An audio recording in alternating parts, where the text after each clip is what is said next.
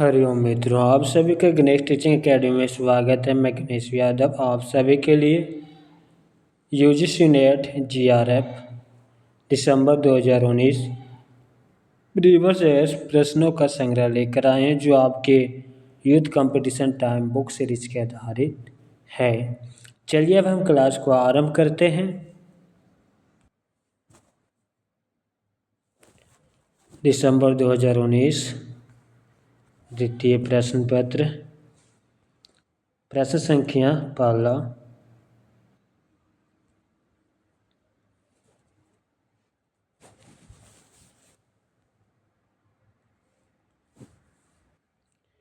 निम्नलिखित में से किस कहानी में नौकरी के सिलसिले में बाहर रहने के कारण गजाधर बाबू की लंबी अनुपस्थिति उन्हें परिवार के ढांचे से बाहर कर देती है?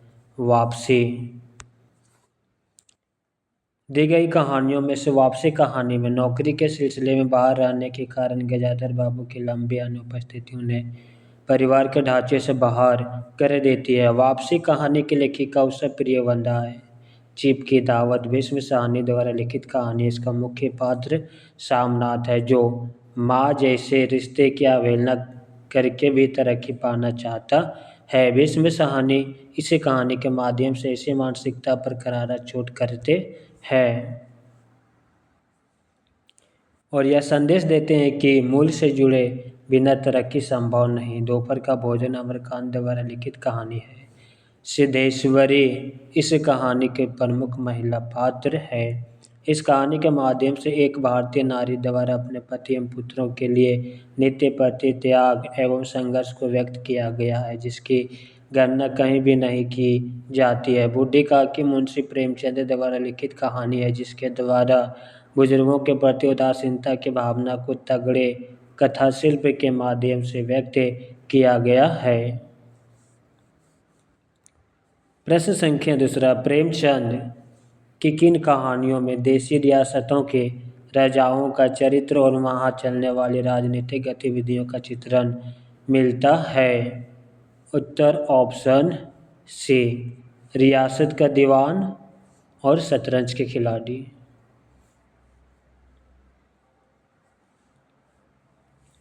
रियासत का दीवान और शतरंज का खिलाड़ी मुंशी प्रेमचंद की इन दो कहानियों में देशी रियासतों के राजाओं का चरित्र और वहाँ चलने वाली राजनीतिक गतिविधियों का चित्रण मिलता है। पंच परमेश्वर कहानी में अलगू जुमान की मित्रता एवं न्याय के महत्व को व्यक्त किया गया है। बड़े भाई साहब कहानी के माध्यम से बड़े होने की आड़ में निकम्मेपन की हद को व्यक्त किया गया है।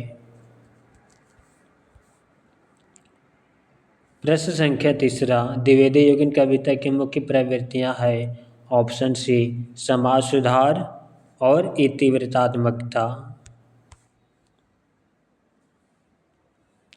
दी गई प्रवृत्तियों में समाज सुधार और इतिवृत्तात्मकता द्विवेदी युगीन कविता की प्रमुख प्रवृत्तियां हैं। डॉक्टर नागेंद्र ने द्विवेदी युग को जागरण सुधार काल नाम से अभिहित किया है और इसकी समय अवधि 1900 ईस्वी से 1918 ईस्वी तक माना है। आचार्य रामचंद्र शुक्ल ने द्विवेदी युग को नई धारा द्वितीय उत्थान के अंतर्गत रखा तथा इसकी समय अवधि सन 1893 ईस्वी से 1918 ईस्वी तक माना है। इस युग का नाम आचार्य महावीर प्रसाद द्विवेदी के नाम पर पड़ा है।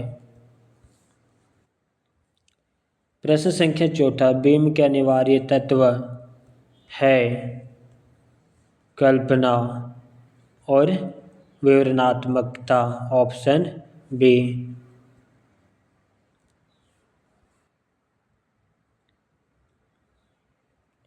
कल्पना एवं विवरणात्मकता भीम के अनिवार्य तत्व है। भीम शब्द अंग्रेजी के इमेज शब्द का हिंदी रूपांतरण है, जिसका अर्थ है मूर्त रूप प्रदान करना।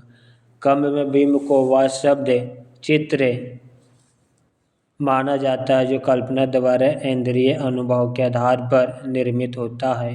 भीम पदार्थ नहीं बल्कि उसकी प्रकृति या प्रतिछवि है, सृष्टि नहीं पुनः सृष्टि है। डॉक्टर नागेंद्र के अनुसार काव्य भीम शब्दार्थ के माध्यम से कल्पना द्वारा निर्मित एक ऐसी मानस छवि है जिसके मूल में भाव प्रेरणा होती है। भीम के मूल्य मूलतः तीन तत्व है कल्पना, भाव एवं इंद्रियकता।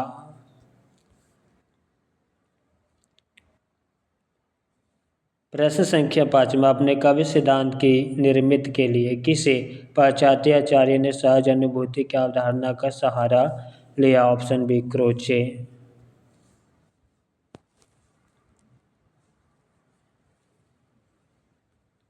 आचार्य क्रोचे ने अपने काव्य सिद्धांत की निर्मित के लिए सहज अनुभूति की अवधारणा का सहारा लिया है। क्रोचे व्यंजनवाद के प्रवर्तक हैं। इन्होंने एस्थेटिक नामक ग्रंथ इतालवी भाषा में लिखा, जो 2 भागों में विभाजित है। प्रथम भाग में सौंदर्य शास्त्र का सैद्धांतिक विवेचन तथा द्वितीय भाग में सौंदर्य शास्त्र का इतिहास है। इनके सौंदर्य विवेचन का आधार आत्मवाद है। प्रश्न संख्या 6 प्रकाशन काल के अनुसार निम्नलिखित निबंध संग्रह का सही अनुक्रम है। उत्तर ऑप्शन सी श्रृंखला की कड़ियाँ, अशोक के फूल, अर्धनारीश्वर, शीर्ष की याद आई। प्रकाशन काल के अनुसार निम्नलिखित निबंध संग्रह का सही अनुक्रम इस प्रकार है। श्रृंखला की कड़ियाँ महादेवी वर्मा का निबंध संग्रह है 1942 ईस्वी। अशोक के फूल हजारी प्रसाद द्विवेदी का निबंध संग्रह 1948। अर्धनारीश्वर रामधारी सिंह दिनकर का निबंध संग्रह 1952। शीर्ष की याद आई विद्यानिवास मिश्र का निबंध संग्रह 1995। स्थापना ये और कथन तर्क और का मिलान करना है। दलित चिंतन और साहित्य में अभिव्यक्त मनुष्य गांधी का हरिजन ही हो, क्योंकि दलित साहित्य में मुख्यतः बाबा साहब अम्बेडकर के सामाजिक राजनीतिक चिंतन को अपनाया गया है। उत्तर ऑप्शन बी, जिसमें ए और आर दोनों सही है।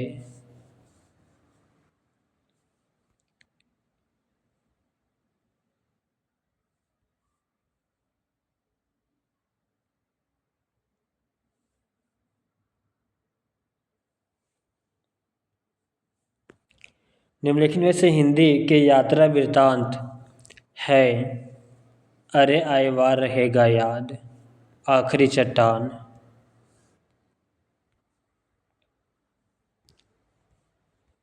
चलिए आगे व्याख्या देखते हैं।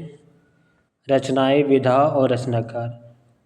याद हो कि ना याद हो, संस्मरण काशीनाथ सिंह का। अरे आए वार रहेगा याद, यात्रा वृत्तांत अज्ञे का। आखिरी चट्टान तक, यात्रा वृत्तांत मोहन राकेश का। जिंदगी आद हमेशा रहेगी, संस्मरण अमृत राय का। प्रश्न संख्या 9 निम्नलिखित में से जयशंकर प्रसाद द्वारा रचित काव्य है।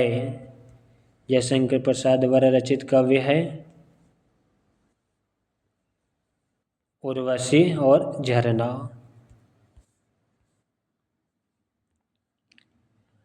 रचनाएं, विधा और रचनाकार। तितली उपन्यास जयशंकर प्रसाद का। उर्वशी कविता जयशंकर प्रसाद का। इरावती उपन्यास जयशंकर प्रसाद का। झरना कविता जयशंकर प्रसाद का। प्रश्न संख्या 10 निम्नलिखित में से गीति नाट्य है। अग्निलिख, उन्मुक्त, यह दोनों गीति नाट्य है। चलिए आगे देखेंगे। रचनाएं, विधा और रचनाकार। अग्निलिख गीति नाट्य भात भूषण अग्रवाल का। उन्मुक्त गीति नाट्य सियाराम शरण गुप्त का। नेपाथी राग नाटक मीराकांत का। त्रिशंकु निबंध अज्ञे का। प्रश्न संख्या 11 निम्नलिखित काव्य पंक्तियों को उनके रचनाकारों के साथ सम्मिलित कीजिए। सूची 1 काव्य पंक्ति, सूची 2 रचनाकार।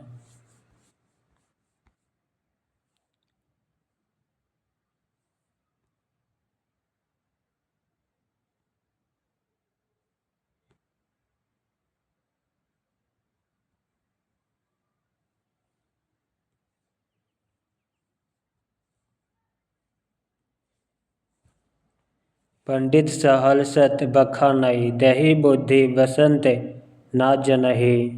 सरप्पा की पंक्ति। 12 बरिस ले कुकर जिए और 13 ले जिए से यार जगनिक की पंकित। बड़ कौशल तू राधे कीनल कन्हई लोचन आधे विद्यापति की पंक्ति। जाति ओछा पाति ओछा जन्म हमारा रेदास की पंक्ति। Option A.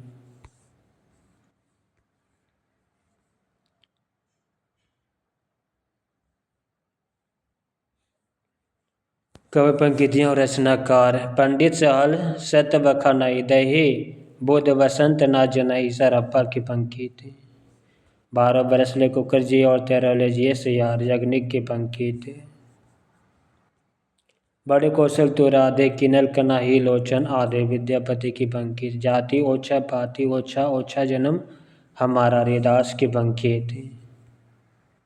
प्रश्न संख्या 12। अच्छी हिंदी बस एक ही व्यक्ति लिखता था या कथन किस आलोचक ने किसके बारे में कहा था? महावीर प्रसाद द्विवेदी ने बाल मुकुंद गुप्त के बारे में।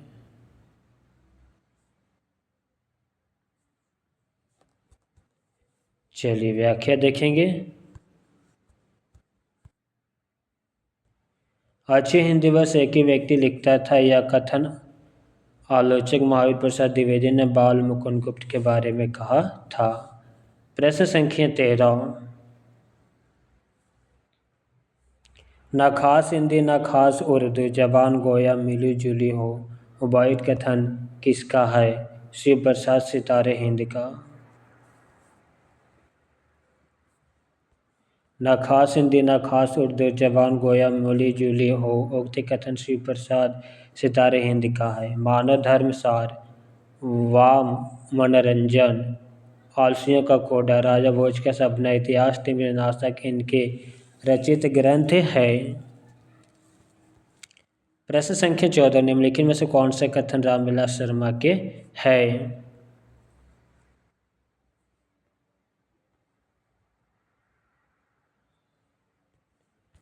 साहित्य की प्रचारात्मकता का प्रश्न सामाजिक जीवन के अर्थात की कसौटी पर हल किया जा सकता है। पिछली संस्कृति से नाता तोड़कर हवा में नई संस्कृति को जन्म नहीं दिया जा सकता। उत्तर ऑप्शन ए, जिसमें ए और सी सही था। प्रश्न संख्या 15। प्रकाशन काल के अनुसार निम्नलिखित कहानियों का सही अनुक्रम। Option B. उसने कहा था आकाशदीप ईदगाह परिंदे। कहानियाँ प्रकाशन वर्ष और कहानीकार। उसने कहा था 1915 ईस्वी चंद्रहास शर्मा गुलेरी की कहानी। आकाशदीप 1930 जयशंकर प्रसाद की कहानी। ईदगाह 1933 प्रेमचंद की कहानी।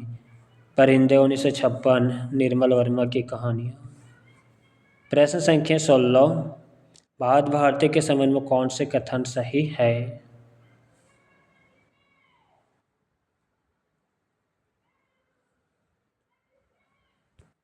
ए और सी। भारत भारती की रचना मुसद्दे से मुद्दो-जज्जे इस्लाम की प्रेरणा से हुई।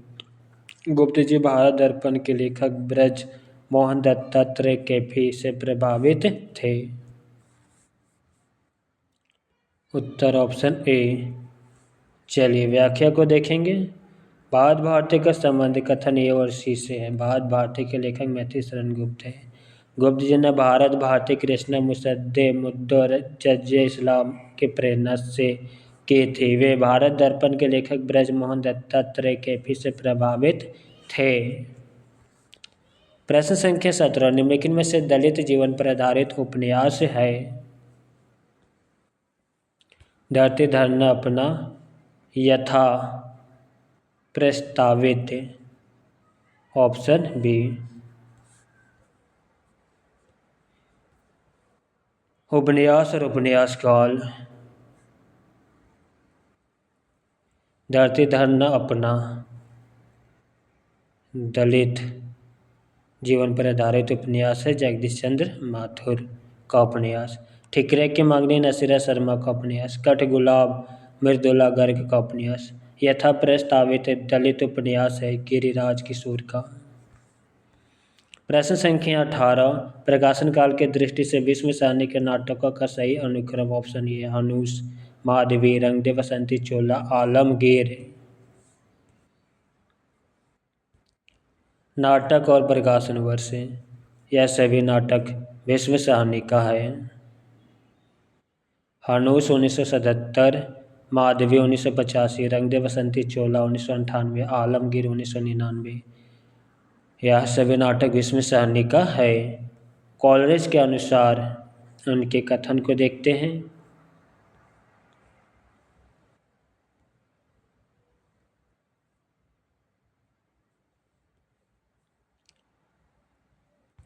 कल्पना काल इतनी प्रतिभा है, यही कवि की सृजनात्मकता है। कल्पना की मूल प्रकृति केवल अनुकृति परक है।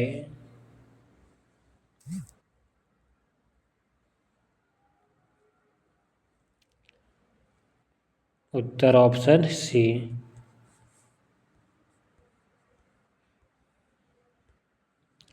कॉलेज के अनुसार कल्पना काल इतनी प्रतिभा है, यही कवि की सृजनात्मकता है। कल्पना की मूल प्रकृति केवल अनुकृति परक है।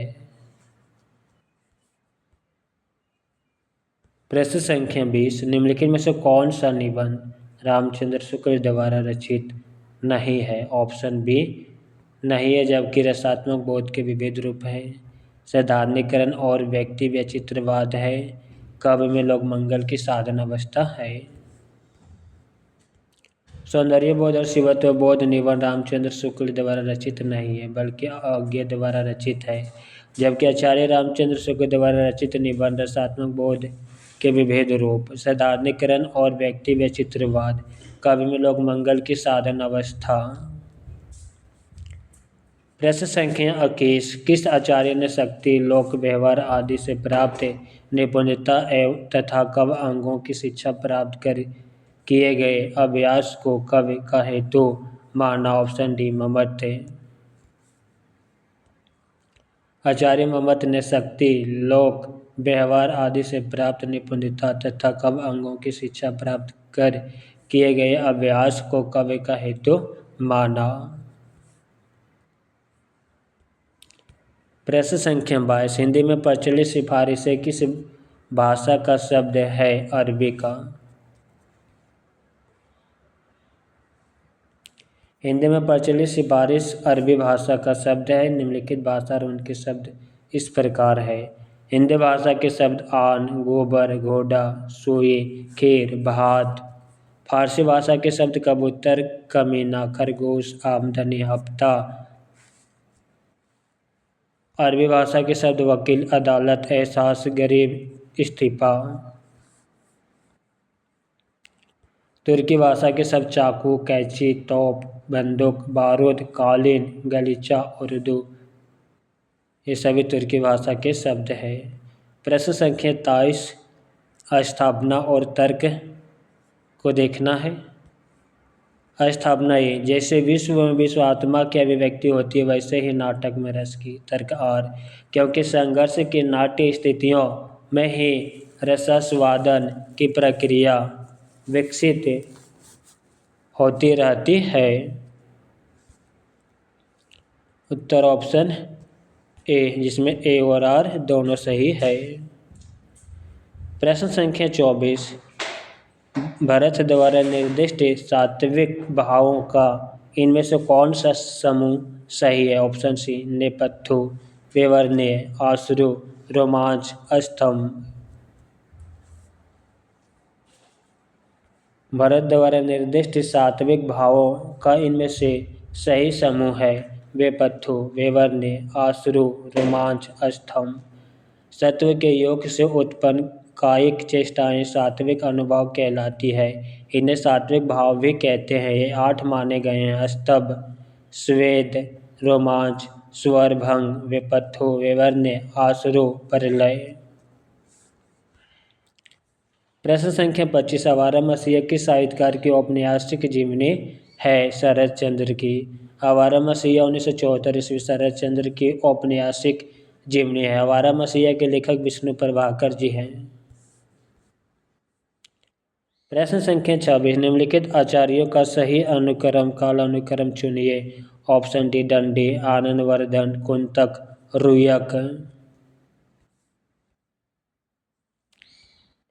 निम्नलिखित आचार्यों का सही कालक्रम इस प्रकार है। आचार्य दंडी 7वीं सदी उत्तरार्ध, आचार्य आनंदवर्धन 9वीं सदी मध्य भाग, आचार्य कुंतक 10वीं से 11वीं सदी, आचार्य रुयक 12वीं सदी का पूर्वार्ध।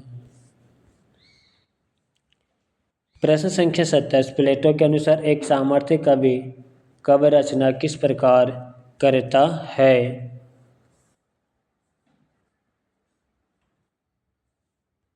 ऑप्शन ए, किसी साचेष्ट कलात्मक प्रेरणा की अपेक्षा देवी शक्ति से प्रेरित और अभिभूत होकर।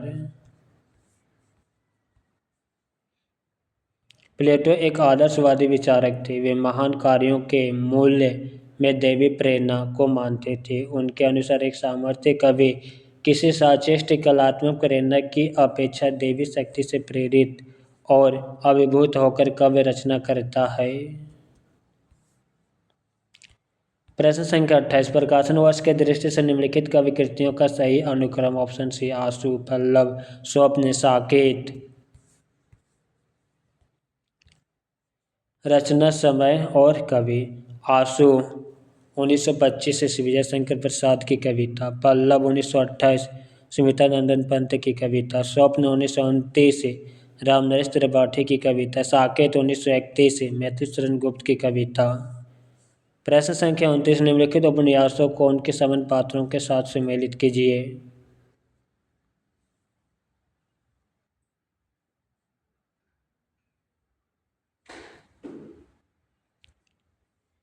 तमस,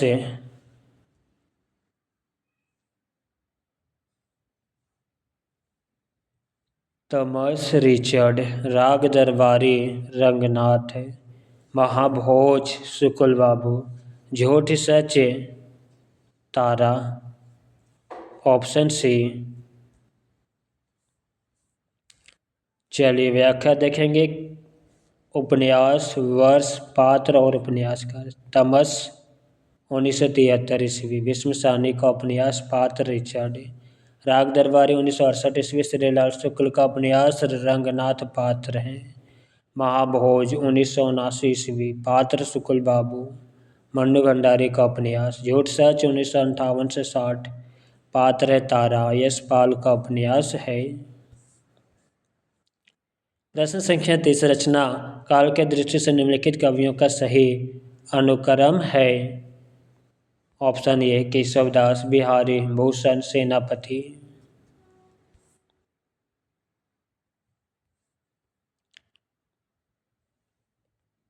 कवि रचना काल जन्म के अनुसार। केशवदास का जन्म 1555, बिहारी का जन्म 1559, भूषण का जन्म 1613, सेनापति का जन्म 1589। नोट आयोग ने इसका क्रम इस प्रकार माना है। केशवदास, बिहारी, भूषण, सेनापति, जबकि इसका सही क्रम जन्म के अनुसार इस प्रकार होगा। केशव, सेनापति, बिहारी, भूषण। प्रश्न संख्या 31, निम्नलिखित आलोचना ग्रंथों को उनके लेखकों के साथ सम्मिलित कीजिए। सूची 1 और 2 का मिलान करना है।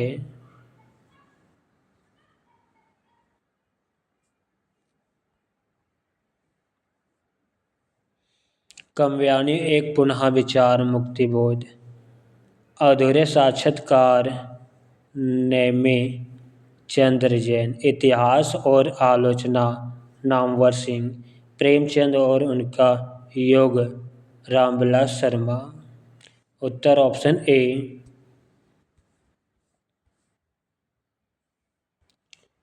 निम्न आलोचना ग्रंथ और लेखक। काव्यानी एक पुनः विचार, मुक्तिबोध की आलोचना ग्रंथ। अधूरे साक्षात्कार, नेमी चंद्र जैन का आलोचना ग्रंथ। इतिहास और आलोचना, नामवर सिंह का आलोचना ग्रंथ। प्रेमचंद और उनका युग, रामविलास शर्मा का आलोचना ग्रंथ। प्रश्न संख्या 32, गीत फरोश में कवि क्या कहना चाहता है? दूसरों के मन वाफिक कविता लिखने और बेचने के लिए कवि विवश है। गीत फरोश में कवि यह कहना चाहता है कि दूसरे के मन माफिक कविता लिखने और बेचने के लिए कवि विवश है। गीत फरोश 1953 ईस्वी भवानी प्रसाद मिश्र का कवि संग्रह। इनके अन्य कवि संग्रह निम्न है। चकित है दुख 1968, अंधेरी कविताएं 1968, गांधी पंचशती 1969, पुण्य विरसी 1971, इदम न मम 1977, संप्राति 1982। प्रश्न संख्या 33, निम्नलिखित विचारधाराओं को उनके संबंध लेखकों के से सुमेलित कीजिए। सूची 1 और 2 का मिलान करना है। मार्क्सवाद विचारधारा और लेखक मार्क्सवाद एंगल्स, अस्तित्ववाद कोफका, मनोविश्लेषणवाद योंग, उत्तर आधुनिकता रोला बार्थ, ऑप्शन ए। विचारधारा और लेखक मार्क्सवाद एंगल्स, अस्तित्ववाद कोफका, मनोविश्लेषणवाद योंग, उत्तर आधुनिकता रोला बार्थ। प्रश्न संख्या 34, निम्नलिखित क्रांतिकारी कविताओं को उनके रचनाकारों के साथ सुमेलित कीजिए।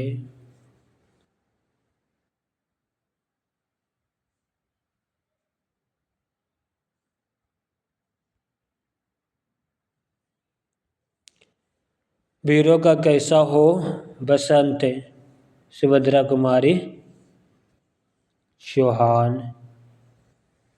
कैदी और कोकिला, मक्खनलाल चतुर्वेदी। जवानी, बालकृष्ण सरवण नवीन। हिमाद्री तुंग सुरंग से, जयशंकर प्रसाद, ऑप्शन सी। क्रांतिकारी कविताओं का उनके रचनाकारों के साथ सही सुमेलन इस प्रकार है। वीरों का कैसा हो बसंत, सुभद्रा कुमारी चौहान की क्रांतिकारी कविता है। कैदी और कोकिला, मक्खनलाल चतुर्वेदी की क्रांतिकारी कविताएं। जवानी, बालकृष्ण सरवण नवीन की क्रांतिकारी कविताएं। हिमाद्री तुंग सुरंग से, जयशंकर प्रसाद की क्रांतिकारी कविताएं हैं। प्रश्न संख्या 35, इस मेले का मुख्य उद्देश्य है कि व्यापार की वृद्धि हो या किस प्रकार का वाक्य है। मिश्र वाक्य। इस मेले का मुख्य उद्देश्य है कि व्यापार की वृद्धि हो या मिश्र वाक्य का उदाहरण है।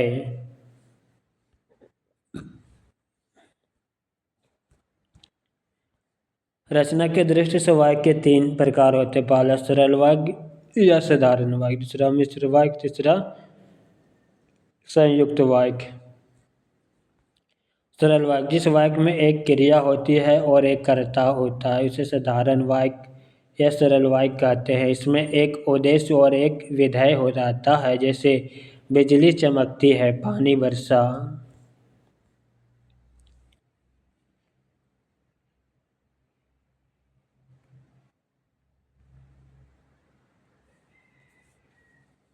मिश्र वाक्य, जिस वाक्य में एक साधारण वाक्य के अतिरिक्त उसके अधीन कोई दूसरा अंग वाक्य हो उसे मिश्र वाक्य कहते हैं। इस प्रकार के वाक्य में एक प्रधान वाक्य रहता है और शेष वाक्य अंश जिन्हें आश्रित उपवाक्य कहते हैं। ये दूसरे उपवाक्यों पर आश्रित है। ऐसे वाक्यों का आरंभ की, ताकि, जिससे, जो, जितना, जो ही, जो, चूंकि, क्योंकि, अद्यापि इत्यादि से होता है। जैसे उसने कहा कि मैं निर्दोष हूँ। संयुक्त वाक्य, जिस वाक्य में साधारण अथवा मिश्र वाक्य का मेल संयोजक अव्यय द्वारा होता है उसे संयुक्त वाक्य कहते हैं। जैसे मैंने खाया और मेरी भूख मिट गई। प्रश्न संख्या 36, स्थापना ए और तर्क आर। भारतेंद्र युग में मध्यकालीनता और आधुनिकता का द्वंद्व है।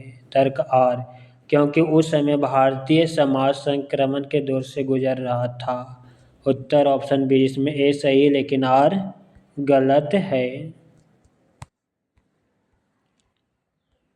प्रश्न संख्या 37, शास्त्र अनुसार अर्थ प्रकृति के प्रकार है। बिंदु और बीज, ऑप्शन सी। शास्त्र अनुसार अर्थ प्रकृति के प्रकार दिए गए विकल्पों में से बीज और बिंदु है। अर्थ प्रकृति यहाँ एक कथा वस्तु के वे अंग है जो वस्तु को कार्य की ओर अग्रसर करते हैं। इसके 5 भेद बताए गए हैं। पहला बीज, दूसरा बिंदु, तीसरा पताका, चौथा प्रक्रिया और 5वां कार्य।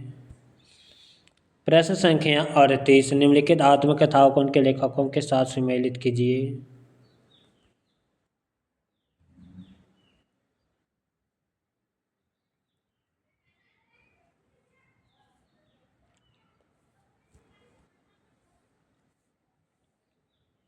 हाथ से रमणिका गुप्ता, मुड़ मुड़ कर देखता हूँ राजेंद्र यादव, शिकंजे का दर्द सुशीला टकभोरे, जूठन ओम प्रकाश वाल्मीकि।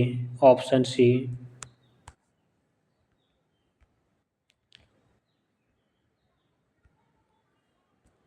निम्नलिखित आत्मकथाओं का उनके लेखकों के साथ सुमेलन इस प्रकार होगा। आत्मकथा लेखक, हाथ से रमणिका गुप्ता की आत्मकथा। मुड़ मुड़ कर देखता हूँ राजेंद्र यादव का आत्मकथा। शिकंजे का दर्द सुशीला टकभोर का आत्मकथा। जूठन ओम प्रकाश वाल्मीकि का आत्मकथा। प्रश्न संख्या 39, पीछे लगा जाई था लोकवेद के साथ, आगे थे सदगुरु मिलिया दीपक दिया हाथी। ये उक्त पंक्तियों में कबीर कहना चाहता है कि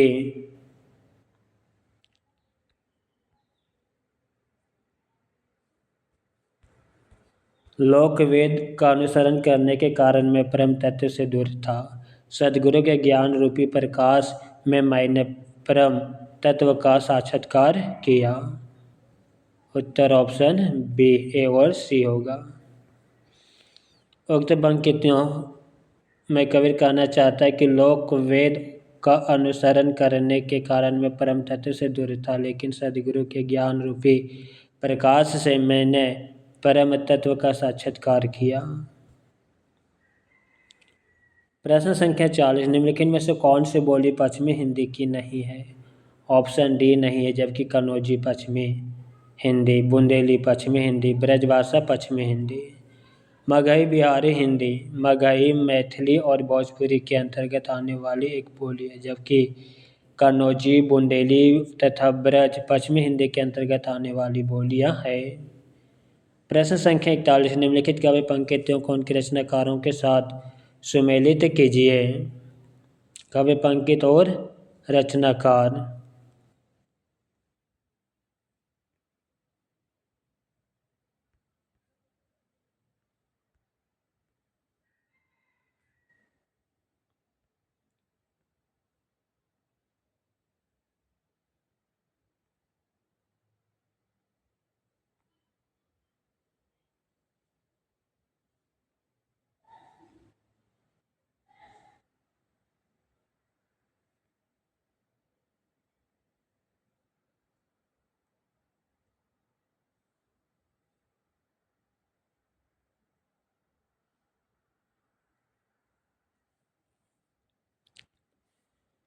कवि पंक्तियों रचनाकार। कौन परिया बनी अरि नित निर्भरे गागरे ढर कावे। प्रताप शाही की पंक्ति। गोल गोली गुल में गलीचा है, गुनी जन है चांदनी है, चिक है चिरा गन की माला। पद्माकर की पंक्ति। सेवक सिपाही हम उन राजपूतन के जान, जोध जुरिबे में नेकु जे न मुरके। ठाकुर की पंक्ति। अविदा उत्तम कव्य मध्यलचना लीन, अद्धम व्यजना रस विरस उल्टी काट नवीन। देव की पंक्ति। Option B. चलिए व्याख्या को देखेंगे। कौन परी ढरकावे, प्रताप शाही की पंक्ति। गुल गुली की माला, पद्माकर की पंक्ति। सेवक सिपाही, ठाकुर की पंक्ति। अविदा उत्तम कवि, देव की पंक्ति। प्रश्न संख्या 42, कीने हूँ कुरही जतन अब कही काढ़े कोनो, मनमोहन रूपहूँ मिलही पानी में को लौनो। इस दोहे के संबंध में क्या सही है। इसमें नायिका का कृष्ण के प्रति अन्य प्रेम व्यंजित है। नायिका के मन रूपी सरोवर में कृष्ण का लवणय पानी में नमक की तरह घुल गया है। उत्तर ऑप्शन डी।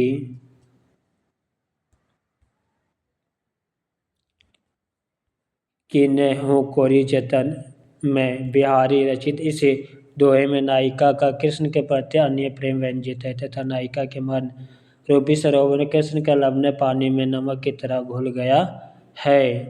दोहा का पूर्ण अर्थ है, जिस प्रकार पानी में नमक मिल जाता है उसी प्रकार मेरे हृदय में कृष्ण का रूप समा गया है।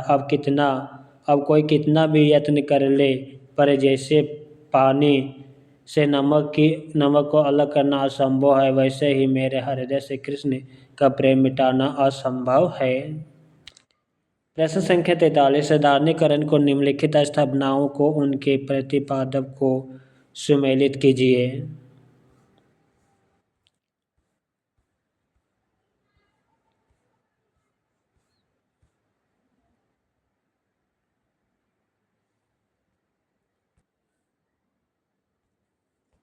रसस्वाद में वसनात्मक तथा स्थिर मनोवृत्तियाँ जिनके द्वारा चरित्र की सृष्टि होती है, साधारणीकरण के द्वारा आनंदमय बना दी जाती है।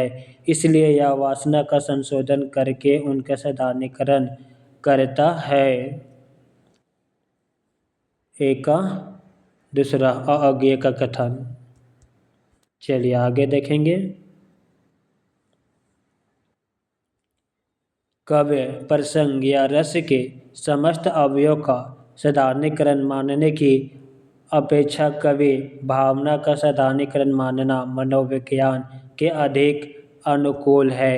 यह कथन रामचंद्र शुक्ल का है। चलिए अगला कथन को देखेंगे। लोक हृदय की यह सामान्य अंतर्भूमि परख कर हमारे यहाँ साधारणीकरण सिद्धांत की प्रतिष्ठा की गई। यह सामान्य अंतर्भूमि कल्पित या कृत्रिम नहीं है, यह पंकित नागेंद्र की है।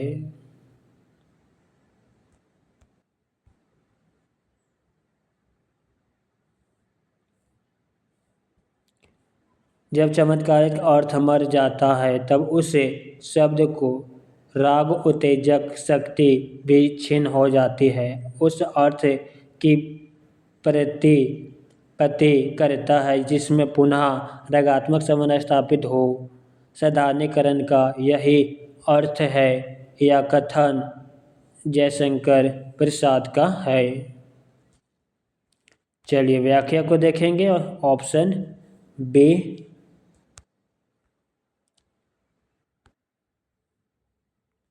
साधारणीकरण के निम्नलिखित स्थापनाओं को उनके प्रतिपादकों के साथ सुमेलित कीजिए। रसास्वाद में साधारणीकरण करता है अज्ञेय का कथन। कवि प्रसंग या रस रामचंद्र शुक्ल का कथन। लोक हृदय की यही नागेंद्र का कथन।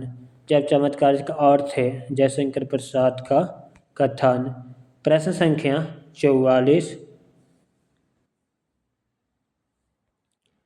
शब्द की जिस शक्ति से उसके सांकेतिक अर्थ का बोध हो वहाँ कौन सी शब्द शक्ति होती है? अविधा।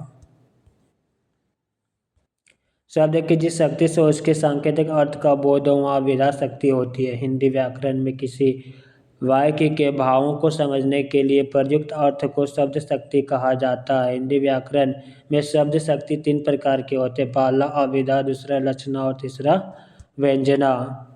प्रश्न संख्या 45। अस्मितामूलक विमर्श को किस साहित्यिक पत्रिका ने सर्वाधिक संवर्धित किया है? हंस।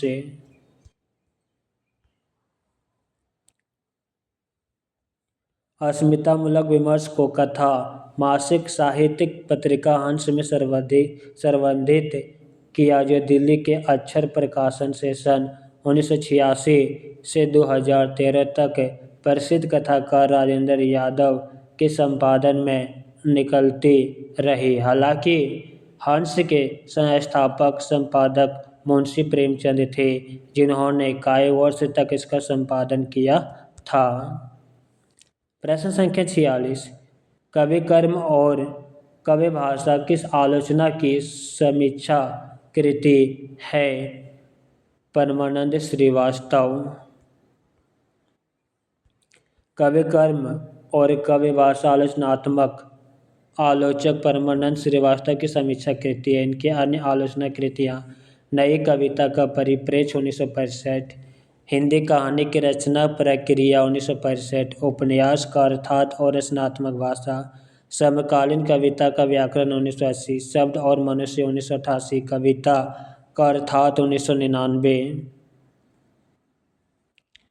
लेखक आलोचना मलयज की आलोचना ग्रंथ कविता से साक्षात्कार, संवाद और एकालाप।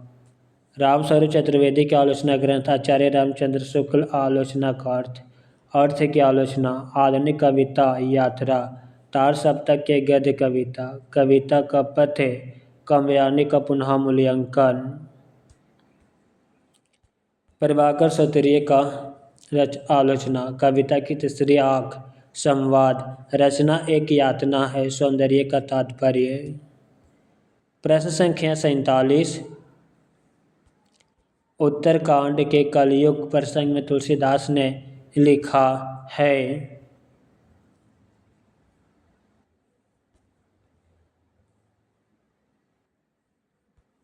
आचारहीन और वेद विरोधी लोग ज्ञानी और सन्यासी कहलाएंगे। पत्नी के मर जाने और घर गृहस्थी और संपत्ति के नष्ट हो जाने के बाद लूटे पीटे लोग ही सन्यास ग्रहण करेंगे। उत्तर ऑप्शन ए, जिसमें ए और सी सही है। उत्तरकांड के कलयुग प्रसंग में तुलसीदास ने लिखा है कि आचारहीन और वेद विरोधी लोग ज्ञानी और सन्यासी कहलाएंगे।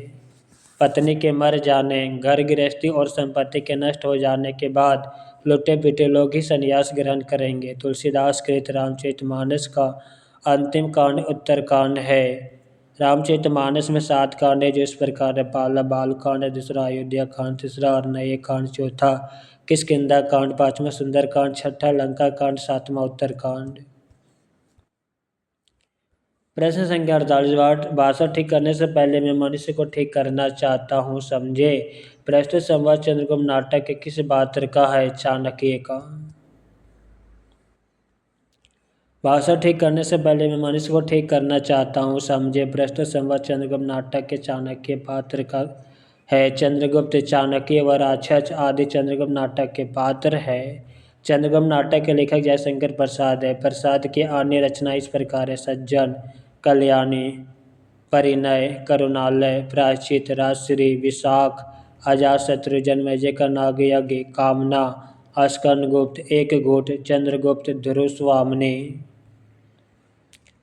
प्रश्न संख्या 49, दिवस का अवसान समीप था, गगन था कुछ लोहित हो चला, तरुशिखा पर थी अब राज थी, कमलिनी कुल वल्लभ की प्रभा। इस कवि पंक्तियों का आशा है।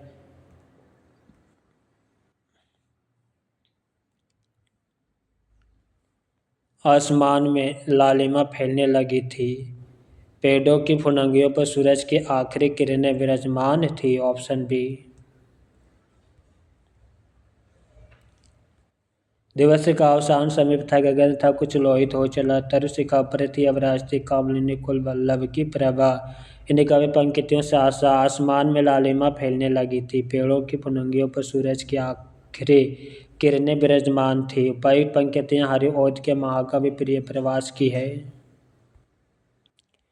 प्रश्न संख्या 50, अफ्रीका में रंग भेद तथा उपनिवेशवादियों के स्थानीय और भारतीय मूल के निवासियों के प्रति घृणा और क्रूरता का मार्मिक चित्रण किस उपन्यास में किया गया है? पहला गिरमिटिया में।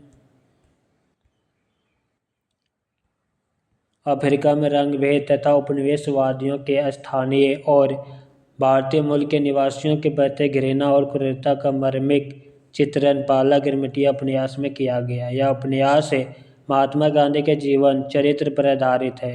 गिरिराज किशोर के उपन्यास इस प्रकार है: जुगलबंदी उपन्यास अंग्रेजी सत्ता का अंत और कांग्रेस के रूप में नए सत्ता वर्ग के उदय का अंकन है।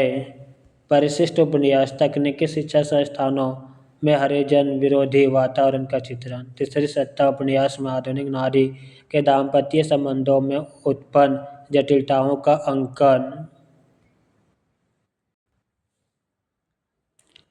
प्रश्न संख्या 51।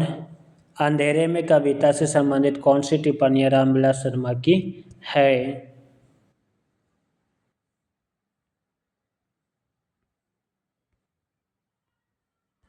उत्तर ए, अंधेरे में कविता की मूल समस्या यही है कि मध्य वर्ग का बुद्धिजीवी सर्वहारा वर्ग का तादात्म्य कैसे स्थापित करे।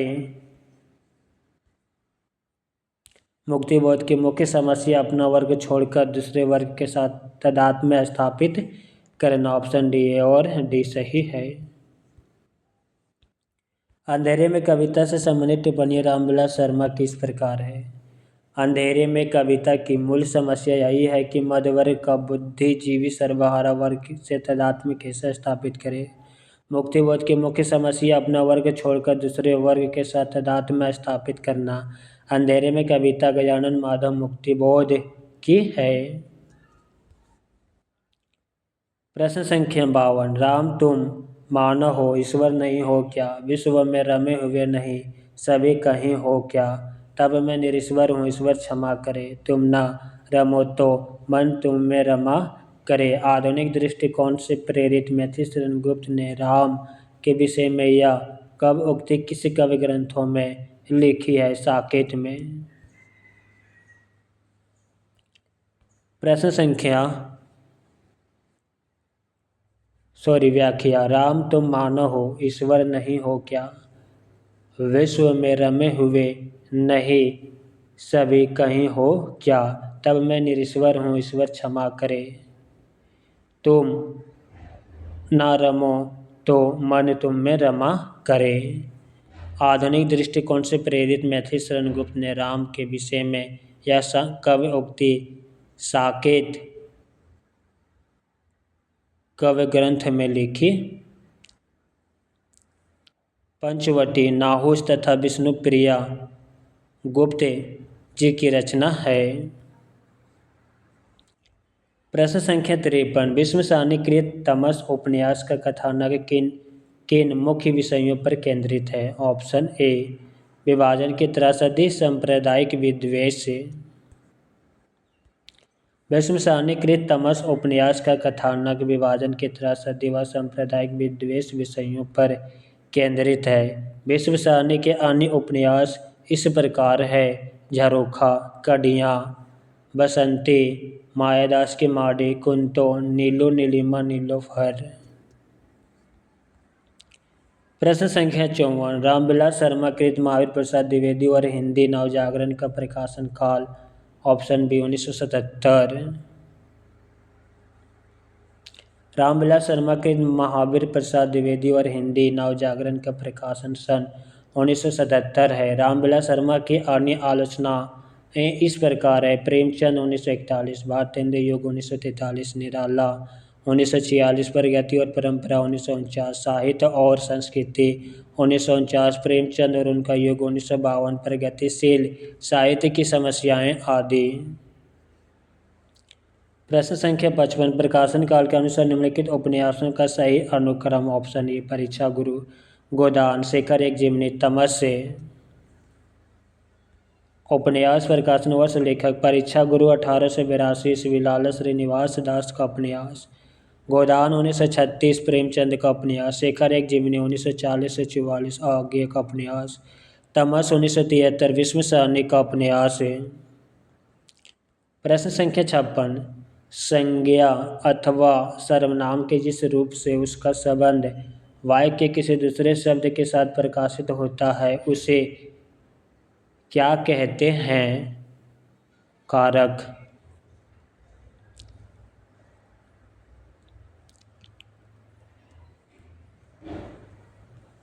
संज्ञा अथवा सर्वनाम के जिस रूप से उसका संबंध वाक्य के किसी दूसरे शब्द के साथ प्रकाशित होता है तो उसे कारक कहते हैं। अंधेर नगरी नाटक का अंतिम दृश्य है शमशान। अंधेर नगरी नाटक का अंतिम दृश्य शमशान है। अंधेर नगरी नाटक के लेखक भारतेंदु हरिश्चंद्र। अंधेर नगरी में राजा की मूर्खता, अन्याय और अंधेरगर्दी पर तीखा व्यंग्य किया गया है। भारतेंदु के अन्य नाटक इस प्रकार है: वैदिक हिंसा हिंसा नाभावती 1873, विशेष विश्व मोह सिद्धम 1876, प्रेम जोगिनी 1875, चंद्रावली 1876, भारत दुर्दशा 1880, नील देवी 1881, अंधेर नगरी 1881, सती प्रताप जो कि अपूर्ण 1883। प्रश्न संख्या 58। जही पखी के नियर होई कहे बिरह के बाद, सोई पखी जाई जरी तरिवर्त होई निपात। आत्मात्मकता के अतिरिक्त उक्त पंक्तियों में व्यक्त भाव की क्या विशेषता है? इसमें संतरास युक्त श्रृंगार के कारण स्वाभाविक प्रेम की व्यंजना नहीं हुई है। जही पखी के नियर होई कहे बिरह के बाद, सोई पाखी जाई जरी तरिवर होही निपात। आत्मात्मकता के अतिरिक्त उक्त पंक्तियों में व्यक्त भाव की विशेषता, इसमें संतरास युक्त श्रृंगार के कारण स्वाभाविक प्रेम की व्यंजना नहीं हुई है।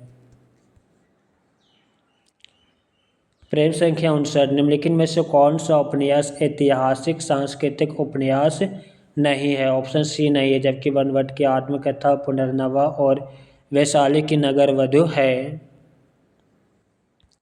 दिए गए उपन्यास में टेढ़े मेढ़े रास्ते ऐतिहासिक सांस्कृतिक उपन्यास नहीं है। टेढ़े मेढ़े रास्ते 1946 ईस्वी भगवती चरण वर्मा की रचना है। टेढ़े मेढ़े रास्ते में गांधीवाद, साम्यवाद और आतंकवाद का टेढ़े मेढ़े रास्ते के रूप में चित्रण है। अन्य उपन्यास ऐतिहासिक संस्कृति का है। बनवट की आत्मकथा 1946 ईस्वी हजारी प्रसाद द्विवेदी का ऐतिहासिक उपन्यास। पुनर्नवा 1973 हजारी प्रसाद द्विवेदी का ऐतिहासिक उपन्यास। वैशाली की नगर वधू 1949 ईस्वी चतुर्सेन शास्त्री का ऐतिहासिक उपन्यास। प्रश्न संख्या 60। आनंदवर्धन ने किस कवि को ध्वनि कहा जहाँ शब्द और अर्थ दोनों अपने अर्थ का उत्सर्जन कर व्यंग्य अर्थ को अभिव्यक्त करे? आनंदवर्धन ने जहाँ शब्द और अर्थ दोनों अपने अर्थ का उत्सर्जन कर व्यंग्य अर्थ को अभिव्यक्त करे, ऐसे कवि को ध्वनि कहा। प्रश्न संख्या 61। धर्मवीर भारती के संदर्भ में क्या सही नहीं है? ऑप्शन ए सही नहीं है, जबकि वे व्यक्ति स्वतंत्र के पचहत्तर कवि हैं। वे केशरीय भावुकता के लेखक हैं। वे मिथकीय संदर्भों पर आधारित कविता लिखने वाले कवि हैं। धर्मवीर भारती के संदर्भ में वे व्यक्ति स्वतंत्र के विरोधी कवि है। तथ्य सही नहीं है, क्योंकि भारती जी व्यक्ति स्वतंत्र के पचहत्तर कवि हैं। केशरीय भावुकता के लेखक है। ये मिथकीय संदर्भों पर आधारित कविता लिखने वाले कवि हैं। प्रश्न संख्या 62। सरदा और ईडा संबंधी मुक्तिबोध के सही कथन कौन से है?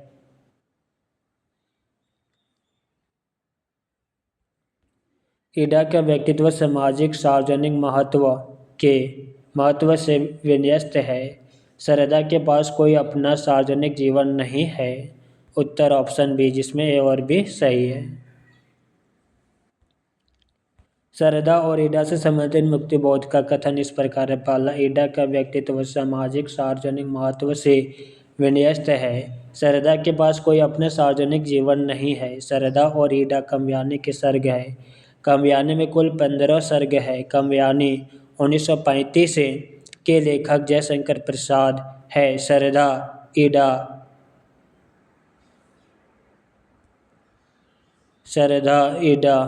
क्रमशः सरदा हृदय का और ईडा बुद्धि के प्रतीक है। प्रश्न संख्या 63। फोर्ट विलियम कॉलेज के हिंदुस्तानी के प्रथम प्रोफेसर थे गिलक्रास्ट। फोर्ट विलियम कॉलेज के हिंदुस्तानी के प्रथम प्रोफेसर गिलक्रास्ट थे। इस कॉलेज की स्थापना 10 जुलाई सन 1800 को तत्कालीन गवर्नर जनरल लॉर्ड वेलेस्ली ने की थी। कुछ लोगों ने इस संस्थान को भारत के लोगों को बांटने का खिलाने का अड्डा माना है। फोर्ट विलियम कॉलेज में हिंदुस्तानी भाषा जॉन गिलक्रास्ट के निर्देशन में सुचारू रूप से चली। प्रश्न संख्या 64। निम्नलिखित में से व्यंग्य रचनाएं कौन सी है? जीप पर सवार एलियां अपनी अपनी बीमारी। Option D. दिए गए विकल्पों में से व्यंग्य रचनाएं बी और सी दोनों हैं। इनमें से जीप पर सवार एलियां शरद जोशी का तथा अपनी अपनी बीमारी हरिशंकर परसाई का व्यंग्यात्मक निबंध है। बोलने के विरोध रमेश चंद्र शाह का और निषाद बासुरी कुबेर नाथ राय का निबंध है। प्रश्न संख्या 65। उर्वशी पर लिखी गई किसकी समीक्षा से विवाद उत्पन्न हो गया? भागवत शरण उपाध्याय। उर्वशी पर लिखी गई भागवत शरण उपाध्याय की समीक्षा से विवाद उत्पन्न हो गया। प्रश्न संख्या 66। जमीन पक रही है किसका कविता संग्रह है? केदारनाथ सिंह का। केदारनाथ सिंह का कविता संग्रह जमीन पक रही है। इसके अन्य कविता संग्रह भी बिल्कुल अभी तलस्ताय और साइकिल, यहाँ से देखो आदि। नागार्जुन का मूल नाम वैद्यनाथ मिश्र था। इनका पहला साहित्यिक उपनाम यात्री था। संस्कृत और मैथिली में ये इसी नाम से कविताएं लिखते थे। इनकी रचनाएं युगधारा, खिचड़ी विप्लव, देखा हमने, तुमने कहा था, भस्म, अंकुर, सतरंगे पंखों वाली आदि। नरेश मेहता दूसरा तार सप्तक के कवि हैं। इनकी रचनाएं वन पाई सुनो, बोलने दो चिड़ को, चैत्या, उत्सव आदि। केदारनाथ अग्रवाल प्रगतिवादी कवि हैं। इनकी रचनाएं युग की गंगा, नींद के बादल, अपूर्वा, आत्मगंध, जमुन जल, तुम, फूल नहीं रंग बोलते हैं, गुल मेहंदी, लोक और आलोक आदि। प्रश्न संख्या 67। किस विद्वान ने कहा था कि बुद्धदेव के बाद भारत में सबसे बड़े लोकनायक तुलसीदास थे? George Grierson. जॉर्ज ग्रियर्सन ने कहा था कि बुद्धदेव के बाद भारत में सबसे बड़े लोकनायक तुलसीदास थे। कामिल बुल्के बेल्जियम के निवासी थे। इन्होंने इलाहाबाद विश्वविद्यालय में रामकथा उत्पत्ति और विकास नाम से शोध किया। इस शोध ग्रंथ को रामकथा संबंधी समग्र सामग्री का विश्वकोश कहा जाता है। प्रश्न संख्या 68। कवि के भार को बहुत बड़ा बताते हुए किस आचार्य ने कहा कि ऐसा ना कोई शब्द है, ना अर्थ, ना न्याय और ना कला जो कवि का अंग ना बन सके? किसने कहा? भमहा ने। भमहा ने कहा कि ऐसा ना कोई शब्द है, ना अर्थ, ना न्याय और ना कला जो कवि का अंग बन सके। प्रश्न संख्या 69। प्रकाशन वर्ष की दृष्टि से निम्नलिखित कवि कृतियों का सही अनुक्रम है? उत्तर ऑप्शन बी कुकुरमुत्ता, विष्णुप्रिया, आंगन के पार द्वार, चांद का मुंह टेढ़ा है। प्रकाशन वर्ष की दृष्टि से कवि कृतियों का सही अनुक्रम कुकुरमुत्ता निराला की कविता है 1942 ईस्वी। विष्णुप्रिया मैथिली शरण गुप्त की कविता 1957। आंगन के पार द्वार अज्ञे का कविता 1961। चांद का मुंह टेढ़ा गजानन माधव मुक्तिबोध की कविता 1964 ईस्वी। प्रश्न संख्या 70। सीधों से संबंधित रामचंद्र शुक्ल के कौन से कथन सही है? उत्तर ऑप्शन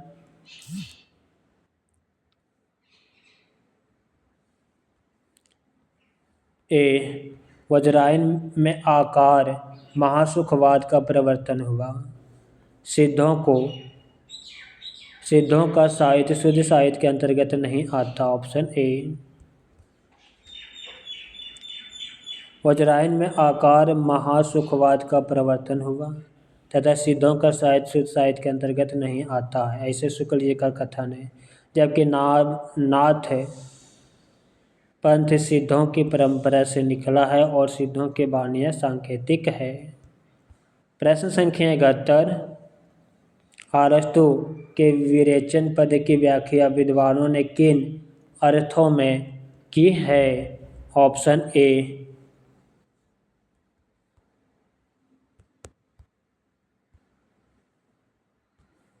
धर्मपरक और कलापरक। ऑप्शन ए और सी। इसमें अरस्तु ने विरेचन की व्याख्या विद्वानों ने धर्मपरक तथा कलापरक अर्थों में किए। अरस्तु का जन्म मकेदोनिया के अस्तागिरा नामक नगर में हुआ था। अरस्तु के गुरु प्लेटो थे। अरस्तु अनुकरण एवं विरेचन सिद्धांत के प्रवर्तक थे। प्रश्न संख्या 72 रचना काल के अनुसार निम्नलिखित कवियों का सही अनुक्रम है। Option D Sarahpa, Luipa, Pushpadant, Addahmana. सरप्पा का जन्म 7वीं से 8वीं शती, लोइप्पा का जन्म 8वीं शती, पुष्पदंत का जन्म 10वीं शती, अद्धामान का जन्म 14वीं शती। प्रश्न संख्या 73 तात्विक दृष्टि से ना तो हम इन्हें कबीर को पूरे आद्वैतवादी कह सकते हैं ना ईश्वरवादी। कबीर से संबंधित यह विचार किसका है? रामचंद्र शुक्ल का।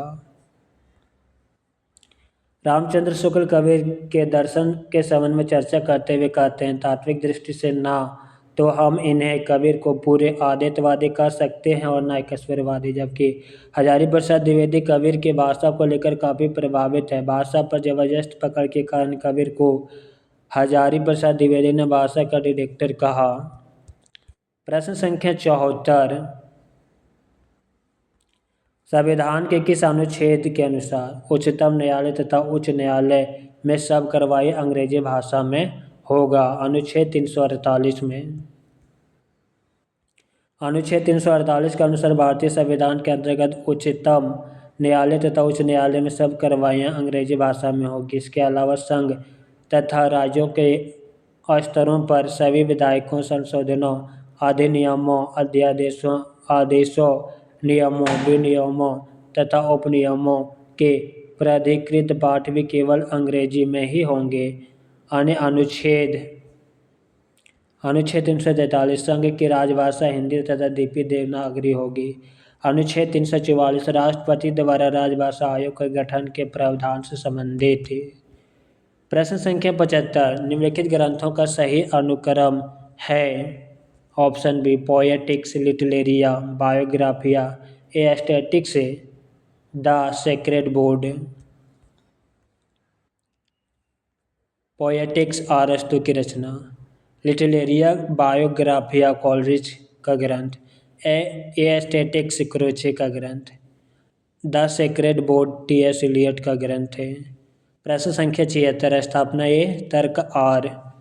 स्थापना ए आधुनिकता एक अनवरत और अंतहीन प्रक्रिया है। तर्क आर क्योंकि प्रत्येक परिवर्तन नए संशय, सिद्धांतों और संभावनाओं को जन्म देता है।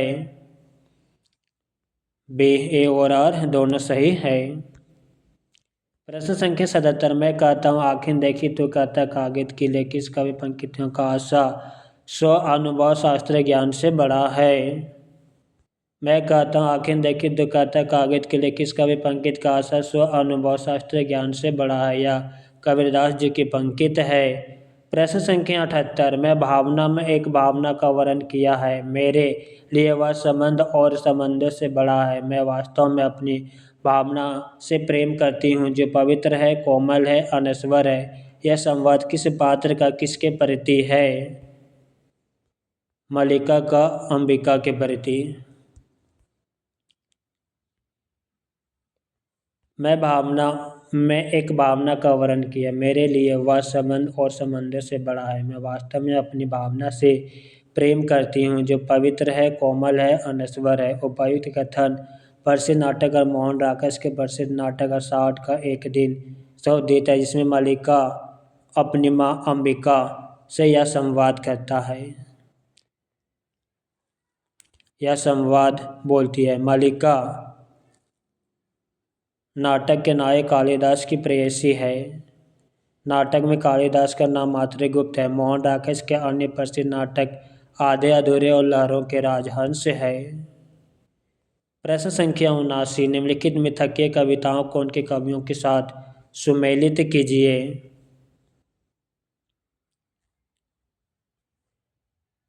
प्रमथ युग गाथा धर्मवीर भारती, जय भारत मैथिली शरण गुप्त, आत्मजयी कुंवर नारायण, संशय की एक रात नरेश मेहता। Option A. व्याख्या में थकी कविताएं कवि प्रमथयोगाथा धर्मवीर भारती की कविता, जय भारत मधुसूदन गुप्त की कविता, आत्मजयी कुंवर नारायण की कविता, संशय की एक रात नरेश मेहता की कविता। प्रश्न संख्या 80 सर्वसुख नामक अग्रवाल बनिया की कथा किस उपन्यास में उल्लिखित है? देवरानी जेठानी की कहानी उपन्यास में। मेरठ में सर्वसुख नाम का अग्रवाल बनिया था। पंडित गौरी दत्त की प्रसिद्ध उपन्यास देवरानी जेठानी की कहानी के प्रथम भाग से ली गई, जबकि वामा शिक्षक अर्थात दो भाई और चार बहनों की कहानी उपन्यास मुंशी ईश्वरी प्रसाद मोरदरे से रियाजी और मुंशी कल्याण राय द्वारा मिलकर लिखित है। भाग्यवती पंजाब में हिंदी के यशस्वी प्रचारक सरदार राम फुलोरी का उपन्यास है तथा निस्सहाय हिंदू राधा कृष्ण दास का चर्चित उपन्यास है। प्रश्न संख्या 81 निम्नलिखित में से विदेशी परिवेश पर आधारित कौन सा उपन्यास नहीं है? ऑप्शन बी परिशिष्ट और चक्रव्यूह नहीं है, जबकि वे दिन और सफर के साथी यह दोनों है। परिशिष्ट और चक्रव्यूह दोनों विदेशी परिवेश पर आधारित उपन्यास नहीं है। परिशिष्ट गिरिराज किशोर का उपन्यास है। यह तकनीकी शिक्षा संस्थानों में हरिजन विरोधी वातावरण का चित्रण करता है, जबकि चक्रव्यूह कुंवर नारायण का काव्य संग्रह है। वह दिन निर्मल वर्मा का तथा सफर के साथी सुनीता जैन का उपन्यास है जो विदेशी परिवेश पर आधारित है। प्रश्न संख्या 82 निश्चय का संबंध किस विचारधारा से है? ऑप्शन डी अस्तित्ववाद से। निश्चय का संबंध अस्तित्ववाद विचारधारा से है। फ्रेडरिक नीत्शे जर्मनी के प्रसिद्ध दार्शनिक थे। फ्राइड को मनोविश्लेषणवाद का प्रवर्तक माना जाता है। कार्ल मार्क्स को मार्क्सवाद का प्रवर्तक माना जाता है, जबकि अर्नल्ड टॉयलाउटर का संबंध उत्तर आधुनिकतावाद से है। प्रश्न संख्या 83 तलाकशुदा माता पिता की संतान की मानसिकता पर आधारित उपन्यास आपका बंटी। तलाकशुदा माता पिता की संतान की मानसिकता पर आधारित उपन्यास आपका बंटी जो मन्नू भंडारी का है। इनके अन्य उपन्यास महाभोज 1979, 1 इंच मुस्कान। इस उपन्यास को राजेंद्र यादव और मन्नू भंडारी ने मिलकर पूर्ण किया है। महाभोज उपन्यास मन्नू भंडारी। शेखर एक जिम्नी आगे का उपन्यास। अंधेरे बंद कमरे मोहन राकेश का उपन्यास है। प्रश्न संख्या 84 जिसमें स्थापना और तर्क दिया गया है।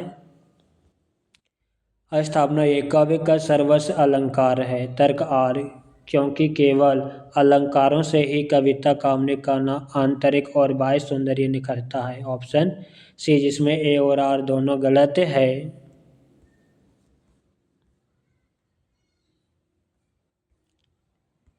प्रश्न संख्या 85 इनमें से कौन सा अलंकार सादृश्य मूलक है? ऑप्शन सी व्यतिरेक और उत्प्रेक्षा। व्यतिरेक अलंकार और उत्प्रेक्षा अलंकार सादृश्य मूलक है। व्यतिरेक जहाँ उपमेय को उपमान से श्रेष्ठ बताया जाए और उसका कारण भी दिया जाए वहाँ व्यतिरेक अलंकार होता है। उदाहरण के लिए जन्म सिंधु पुनि बंधु विशु दिन मालिन सकलंक से मुख समता पाव किमे चंदो बापुरे रंग। उत्प्रेक्षा अलंकार जहाँ उपमेय में उपमान की संभावना की जाती है वहाँ उत्प्रेक्षा अलंकार होता है। मानो मनहु मनहु मन जानो जनहु जनु निश्चय मेरे जान इवा आदि उत्प्रेक्षा के वाचक शब्द है।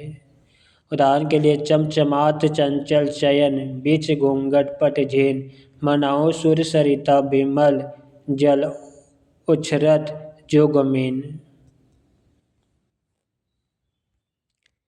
प्रश्न संख्या 86 हिंदी में नॉवेल के अर्थ में उपन्यास पद का प्रथम प्रयोग किसने किया? भारतेंदु हरिश्चंद्र ने। हिंदी में नॉवेल के अर्थ में उपन्यास पद का प्रथम प्रयोग भारतेंदु हरिश्चंद्र ने किया। उपन्यास शब्द के प्रथम प्रयोग के संदर्भ में प्रसिद्ध आलोचक गोपाल राय लिखते हैं कि हिंदी में नॉवेल के अर्थ में उपन्यास पद का पद का प्रयोग 1875 ईस्वी में हुआ, जिसे बांग्ला और हिंदी में उपन्यास कहा जाता है। गोपाल राय के अनुसार उसे उर्दू में नवील, मराठी में कादम्बरी तथा गुजराती में नवल कथा की संज्ञा प्राप्त हुई है। प्रश्न संख्या 87, निम्नलिखित में से डायरी साहित्य है। यहाँ पे ऑप्शन में त्रुटि है, चलिए व्याख्या को देखेंगे। प्रवास की डायरी एक साहित्यिक की डायरी, दिल्ली, मेरा प्रदेश, तीनों डायरी विधा है। ऋणजल रंजल 1977, रिपोर्ट ताज विधा है, पंचसुधात रेणुका। प्रवास की डायरी 1971, हरिवंश राय बच्चन की डायरी ग्रंथ। एक साहित्यिक की डायरी 1976, गजानन माधव मुक्ति बोध की डायरी ग्रंथ। दिल्ली मेरा प्रदेश 1776 ईस्वी रघुवीर सहाय का डायरी ग्रंथ है। प्रश्न संख्या 88, अंधा युग के निम्नलिखित संवादों को उनके पात्रों के साथ सम्मिलित कीजिए।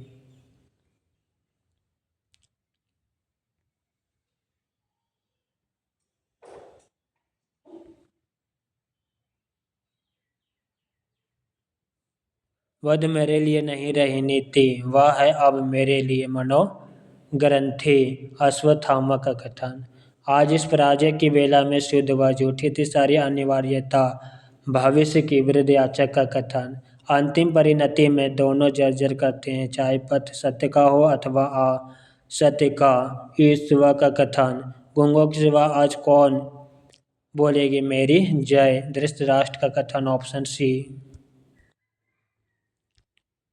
चलिए व्याख्या को देखेंगे। अंधा युग के निम्नलिखित संवाद और उनके पात्र। वध मेरे लिए नहीं रही नीति, वह है अब मेरे लिए मनोग्रंथि। अश्वत्थामा का कथन। आज इस पराजय की बेला में सिद्ध व झूठ थी सारी अनिवार्यता, भविष्य की वृद्धयाचक का कथन। अंतिम परिणति में दोनों जर्जर करते हैं, चाहे चाहे सत्य का हो अथवा असत्य का। ईश्वर का कथन। गूंगों के सिवा आज कौन बोलेगी मेरी जय। धृतराष्ट्र का कथन। प्रश्न संख्या 89, सिद्ध हेमचंद्र शब्द अनुशासन किस तरह का ग्रंथ है, व्याकरण संबंधी। सिद्ध हेमचंद्र शब्द अनुशासन व्याकरण संबंधी ग्रंथ है, जिसके लेखक हेमचंद्र जी है। हेमचंद्र की अन्य रचनाएं काव्य अनुशासन, शब्द अनुशासन है। आचार्य हेमचंद्र संस्कृत के अंतिम महावैयाकरणीय और महापंडित है, अतः हेमचंद्र को कलिकाल सर्वज्ञ कहा जाता है। प्रश्न संख्या 90, उर्वशी के तृतीय अंक के आधार पर कौन से कथन सही है।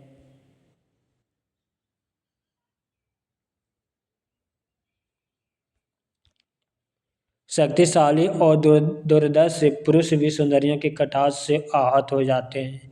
उर्वशी कहती है यह देह भाव भ्रांति है। उत्तर ऑप्शन डी। उर्वशी के तृतीय अंक के आधार पर सही कथन। शक्तिशाली और दुर्दर्श पुरुष भी सुंदरियों के कटाक्ष से आहत हो जाते हैं। उर्वशी कहती है यह देह भाव भ्रांति है, अतः उर्वशी काव्य रामधारी सिंह दिनकर का है, जिस पर इन्हें 1972 ईस्वी में ज्ञानपीठ पुरस्कार प्राप्त हुआ। उर्वशी में काम अध्यात्म की चर्चा की गई है, अतः ये प्रेम और सौंदर्य का काव्य है। यहाँ पर पैसेज दिया गया है, इसी के आधार पर आगे का प्रश्न बनेगा।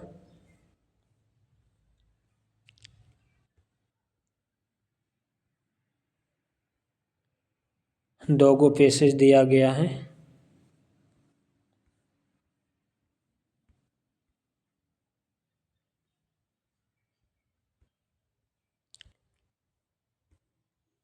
मित्रों क्लास कैसा लगा कमेंट बॉक्स में अवश्य लिखिएगा, साथ ही अपने मित्रों को शेयर करना मत भूलिएगा। फिर मिलते हैं नेक्स्ट क्लास में नेक्स्ट वर्ष का प्रीवियस ईयर प्रश्नों का संग्रह लेकर। हरिओम।